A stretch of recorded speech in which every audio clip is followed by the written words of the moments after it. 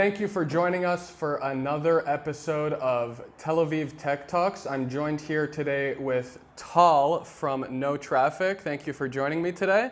Thanks for inviting me. Why don't you go ahead and we'll start off. Tell us a little bit about your company, what you guys are doing. Sure. So NoTraffic established in mid-2017. We are three co-founders in the team. Uriel and Or, my partners, coming from the deep tech side of the map. I'm coming from the more business side. Today we are 18 people in the company, growing to around 25 in the next few months. Most of the R&D is based in Israel. All the business operation is based in the States, mainly today on the West Coast.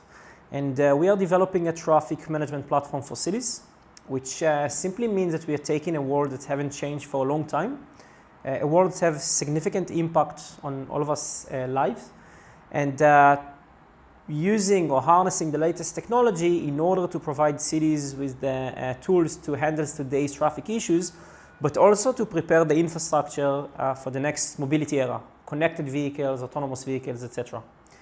In order to do this, we need to do a few things. But first of all, I want to just provide some background on our field, since I think it's important to understand, before you understand the solution, it's important to understand the problem. Sure. So every city have a traffic management policy, right? Which means that it's up to the city to decide which corridors to prioritize, what types of vehicles to prioritize, etc. Today, this whole implementation of this policy is done manually. If you can pass me the huge book over there. Absolutely. This is a signalized intersection plan for one intersection. This is how it looks. Look how thick it is. For a single intersection. For a single intersection, yeah. Now, in order to do this, the city is sending people to the intersection. They are performing a manual count of vehicles. Usually it's for one day, sometimes two, but usually it's about 12 hours. And based on this count, the city is creating a timing plan for the signalized intersection, which this is how it looks. Now, in order to synchronize between the intersections, the city is doing, again, using some averages in order to create those offsets between the intersections. So it's usually, they count the time that take for vehicles to get from one intersection to the next one. Mm-hmm. And then after this amount of time, the next intersection will change to green. Now, those tools were great tens of years back when this was the best thing that they could done. The problem is that today, even that most of the traffic light controllers today are digital, the methodology is still the same as the first traffic light controller that were electromechanical. Okay. So the electromechanical controller were working like dials when they were just turning, and once they hit specific pins, they change the light to green. Today, the digital controllers are still working the same based on these plans that I introduced before. The problem is that traffic is something dynamic, right? We have a lot of events on the road. We have different types of weather that impact the way that people are driving and the speed that people are driving. Yeah. We have accidents, incidents, road blockage, floods, constructions, baseball games, a lot of things that happen around us.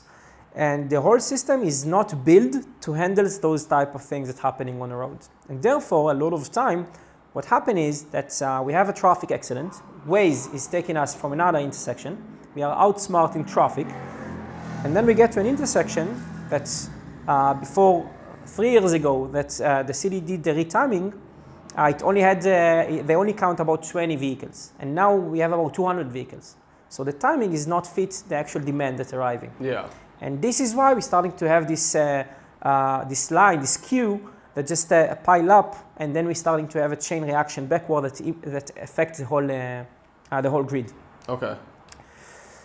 Today we can do things better and way more efficient. But in order to do this, we need two things. We need accurate data, and we need the ability to control and manage in real time the lights. Mm-hmm.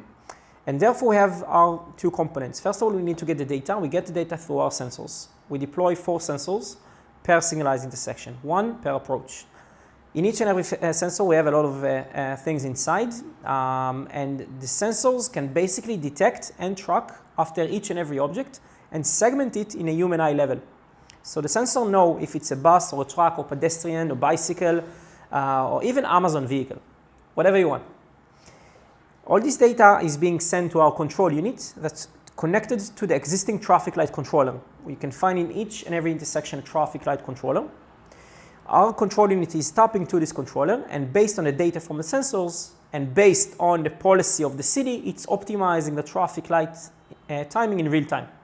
Okay. So it's basically taking into consideration the demand and provide service to this demand according to the policy of the city. For instance, if the city wants to prioritize certain corridor, the system will take in consideration the city's policy. If the city wants to prioritize public transportation, emergency vehicle, whatever, the algorithms will take it in consideration once they are optimizing the lights timing. We're also sharing all this data through the whole corridor, the whole grid, via the cloud. So in order to synchronize this corridor, instead of using fixed offsets, we are using real-time data that we are sharing between the intersections. And therefore, we are creating the same synchronization, but based on real data in real time. Mm-hmm. The bottom line is that we are reducing significantly the congestion. We managed to reduce the average waiting time of drivers by 40% and even more.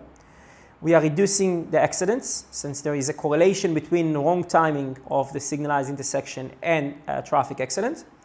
And we are providing an advanced tool to cities that allow them to define a policy, and our system, for instance, can prioritize any vehicles that they want. Mm-hmm. So this is the main three verticals that we are operating in. On top of this, we have all the connectivity parts, connected vehicles, connected environment, etc. In each and every sensor, we have communication models that allow us, the system, to establish communication channel with connected vehicles, collect data and receive data, and basically prepare the infrastructure side for the connected environment. Okay. I couldn't call it that way. You've been in business, you said, since 2017. Yeah. Just about 2 years. How many intersections would you say the company has grown to at this point? Great. So until now, we've been in a development phase. We just started our deployment recently. Now, in the next 3 months, we are going to deploy in 5 cities, mainly in Arizona, California, and Nevada, but also we have one project, a strategic project in Ohio. We have one city in Southern California that we are using as a test bed. So we have there now 2 intersections, and now we are scaling to a full city deployment. And that will be the first city worldwide, which is connected vehicle ready and fully adaptive. Mm-hmm. So It will be the first cities that actually react in real time to various scenarios. And by the end of this year, we're going to have about 10 cities that we are deploying and optimizing traffic and providing better service to the people there. You were saying that you put 4 sensors in each intersection. Does that mean that currently in the development stage, you're only set to handle intersections with 4 areas of point, or say that there's an intersection, with 5 different streets meeting at it, they can be any number of streets, so. Great, so it's a great question.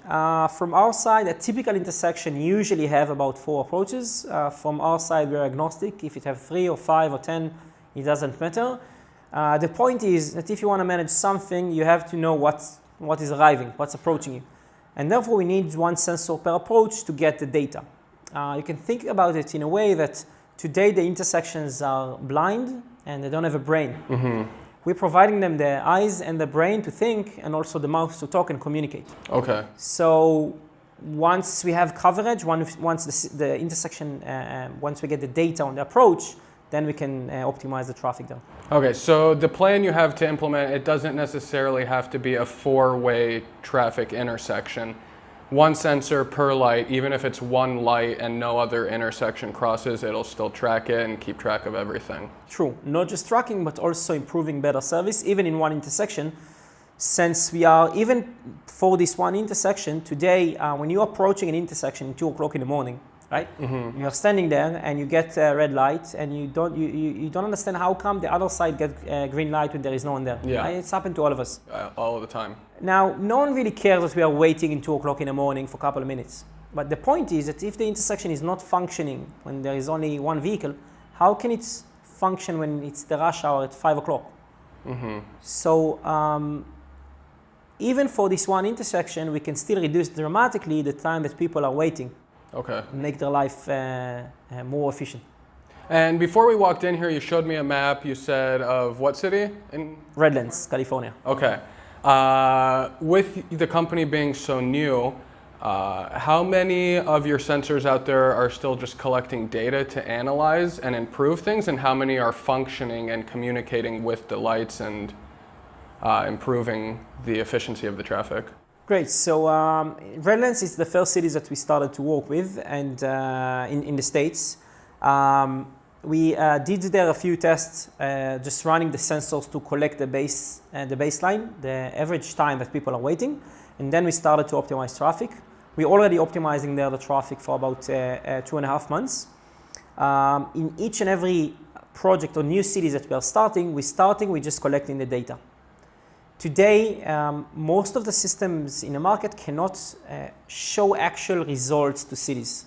And what happened is that a lot of cities are frustrated by the fact that most of the numbers out there are just random numbers that no one can prove. Since we can collect the average time that people are waiting, we can actually provide the most accurate before and after analysis. And in order to show and demonstrate our value, in the first couple of weeks, we're just collecting data for each and every new customer.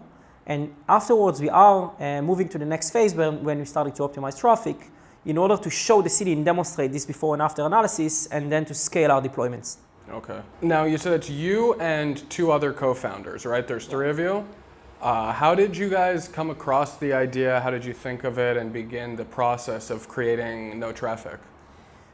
Great. So actually, Uriel, our CTO, was the one that started this whole thing.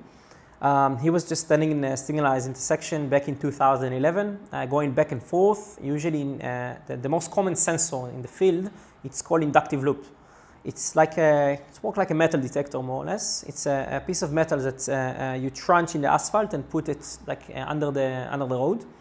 And when an object metal is going on top of it, it disturbs its magnetic field, and then the sensor knows that there is something on top of it. Then it's tells to the controller that there is something there. Now the controller, when it's using working with the fixed time plans, it can actually delay a little bit or extend a little bit as part of the plan, the specific phase. But it cannot jump or just skip or do just walk without a plan at all. So Uriel was there waiting in a signalized intersection, just going back and forth. He didn't got any service. And then he got mad. He thought that he can do it better. And a few years after he started the company, he realized that he needs someone from the computer vision field. So a mutual friend named Roy introduced him to Or, and they started to work on this project. I joined them again through another mutual friend. And then we started to roll. We raised some money from great angel investors. And then we raised another round from Lul Ventures, led a round, great VCs, great investors. We had another VC, North First, that joined, and next year we were part of the Drive accelerators. Actually, we were the first tenant in a Drive facility. Mm-hmm. So we were surrounded by great people around us that supported us and allowed us to pursue our dream and make it happen. And yeah, I think this is how it's all started. Today, by the way, Roy joined us as well, and all of the other friends of friends that were supporting us are part of the team today. Wow, that's great when you can kind of build up a communal feeling like that in a company. Yeah. So you brought up angel investors and finding seed funding and later rounds. Would you be able to walk us through a little bit of the process you went through? Maybe you had a friend that was in the field that kind of introduced you to people, or is there some type of program that you guys approached as a startup, anything like that? So I think that we have one of the things that I think we have unique for us, that we're coming from different fields, different domains. So Ornoel coming from the tech part, and I think that they are doing an amazing job in this domain with a lot of experience and a lot of passion.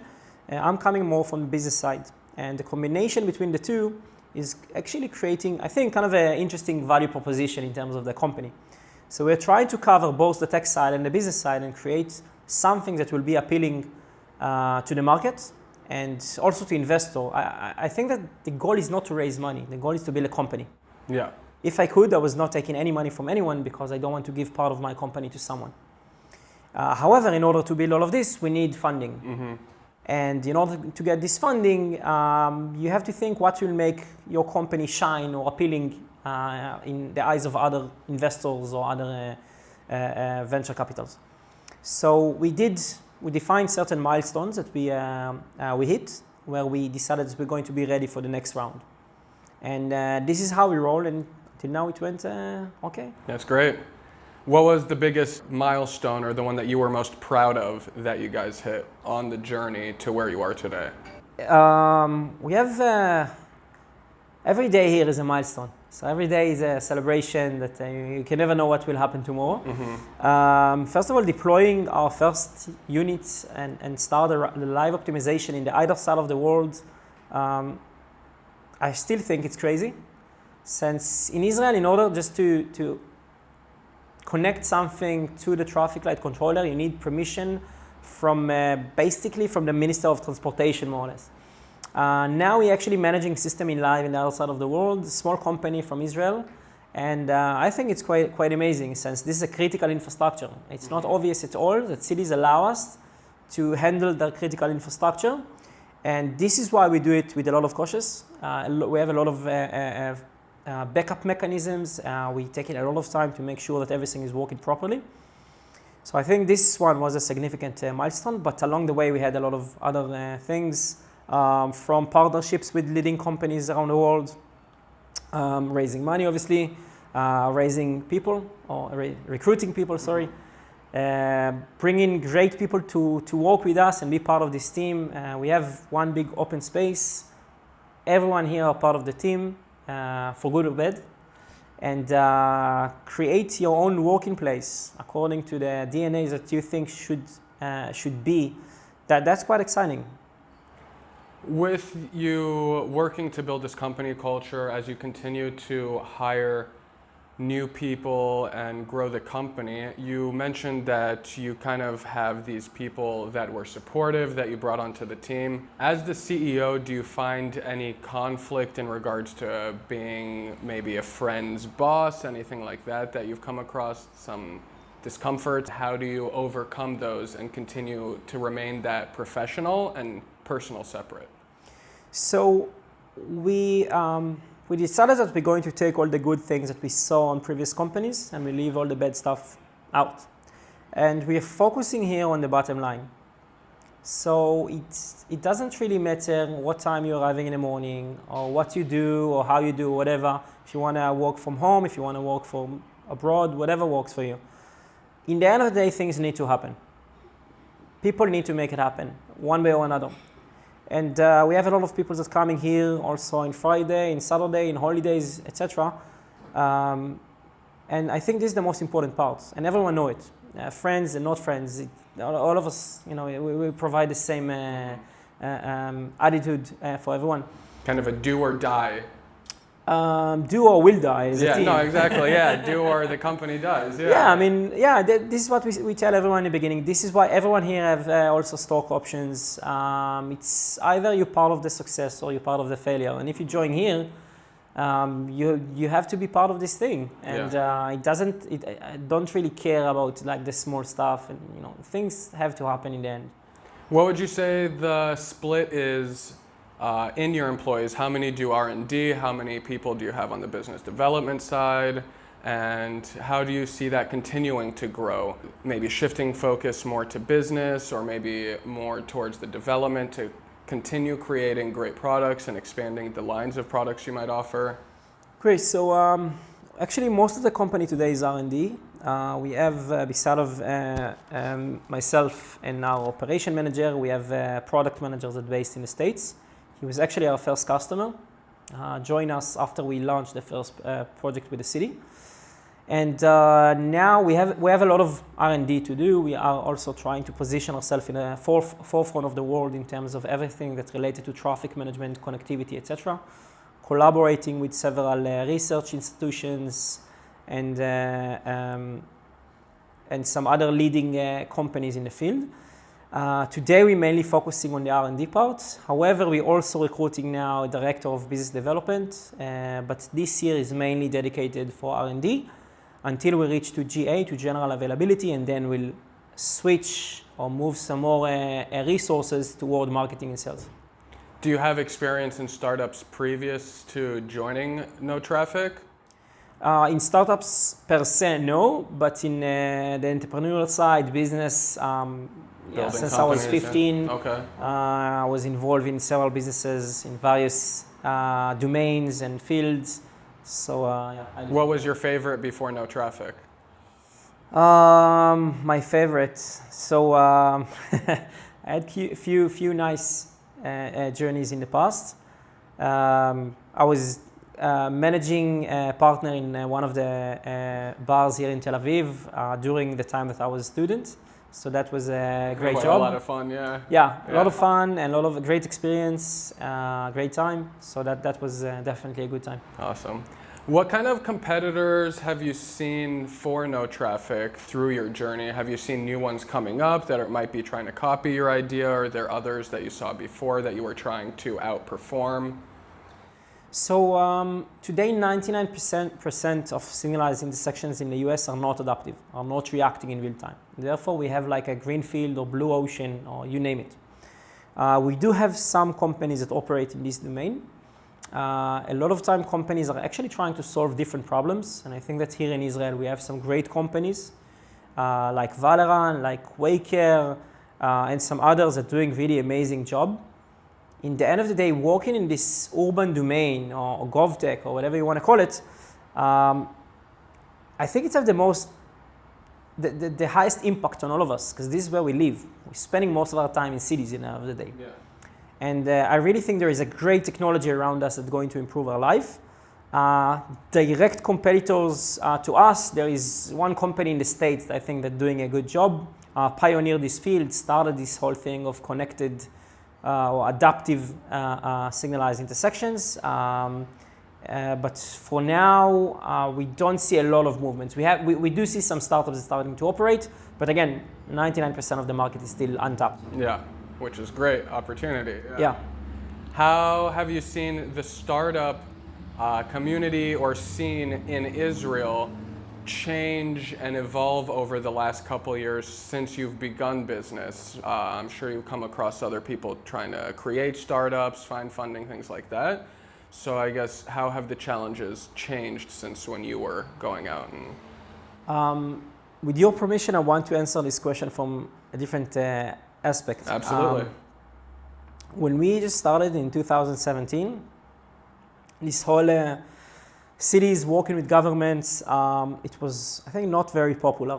And what we see today, that there is this great wave and great will also from the government side. We have amazing people that are starting to work also in Israel for the government and trying to make a change, that want to change, that want to improve our life in a lot of aspects. And I think that most of the people doesn't know or do not feel it because they don't have this interaction on a daily basis.